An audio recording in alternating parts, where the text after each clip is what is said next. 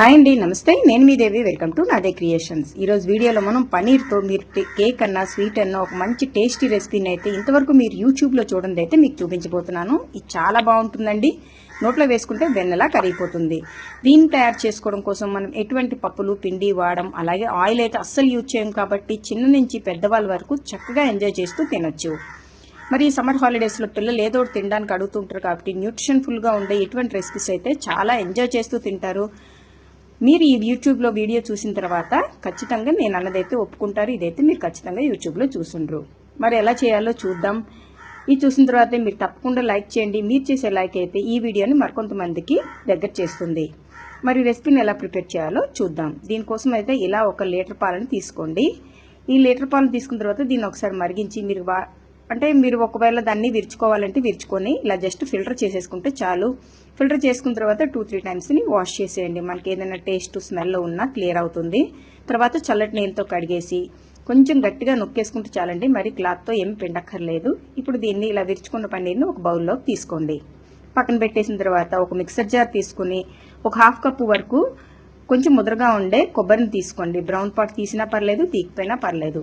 అలాగే ఒక 1/2 కప్పు వరకు పంచదార, ఫ్లేవర్ కోసం ఇలాచీ వేసుకొని దీన్ని మెత్తగా మిక్సీ పట్టేసుకోండి. ఇలా ఉంటే మనకి సరిపోతుంది. ఇలా తయారు చేసుకున్న ఈ మిశ్రమాన్ని కూడా మనం పన్నీర్లోకి యాడ్ చేసేసుకుని దీంతో పాటు ఒక 1/4 కప్పు వరకు బొంబాయి రవ్వ, సూజీ అంటాం కదా, ఉప్మా రవ్వ, దీన్ని యాడ్ చేసేసుకొని ఒక 1/4 కప్పు వాటర్ని వేసేసి దీన్ని మొత్తాన్ని బాగా మిక్స్ చేయండి. మొత్తం కలిసిపోవాలి మనకి. విస్కర్తో అయితే మనం ఈజీగా కలిపేసుకోవచ్చు. ఇలా మొత్తాన్ని మిక్స్ చేసేయండి. ఇలా బాగా మిక్స్ చేసుకున్న తర్వాత దీంట్లో కేవలం 1 టేబుల్ స్పూన్ మాత్రమే నెయ్యిని యాడ్ చేసుకోండి. రెసిపీ మొత్తానికి మనం ఇదే నెయ్యి కానీ నూనె కానీ వాడతాము. ఇలా కలిపేసుకుని మూత పెట్టేసి ఒక 10 నిమిషాలు రెస్ట్ ఇస్తే రవ్వ అనేది తడిని పీల్చుకొని సెట్ అవుతుంది. ఇలా లోతుగా వెడల్పుగా ఉండే ఒక బౌల్ని స్టవ్ మీద పెట్టేసి దాంట్లో ఒక స్టాండ్ని పెట్టుకొని మీడియం ఫ్లేమ్ మీద 10 మినిట్స్ పాటు ప్రీహీట్ చేసుకోండి. ఇలా ప్రీహీట్ చేసుకున్న తర్వాత మనకి ఇది రెడీ అయిపోయి ఉంటుంది కాబట్టి మీకు నచ్చిన డ్రై ఫ్రూట్స్ని యాడ్ చేసుకొని అలాగే ఒక 1/2 స్పూన్ వరకు కుకింగ్ సోడాని యాడ్ చేయండి. మీ కుకింగ్ సోడా ఇష్టం లేకపోతే బేకింగ్ పౌడర్ నేను ఒక 1/2 స్పూన్ వరకు వేసుకుని ఒకసారి మిక్స్ చేసేసి ఈ బ్యాటర్ మొత్తాన్ని గ్రీజ్ చేసుకున్న బౌల్లోకి యాడ్ చేసుకోండి. దీన్ని మనం డస్టింగ్ చేయాల్సిన పని ఏం లేదు, జస్ట్ నెయ్యితో గ్రీజ్ చేసుకుంటే చాలు. ఇలా చేసుకున్న తర్వాత 2-3 టైమ్స్ ట్యాప్ చేయండి. ఇప్పుడు దీన్ని బౌల్లో పెట్టేసి గార్నిష్ చేసుకోండి దీని మీద మీకు నచ్చిన డ్రై ఫ్రూట్స్తో.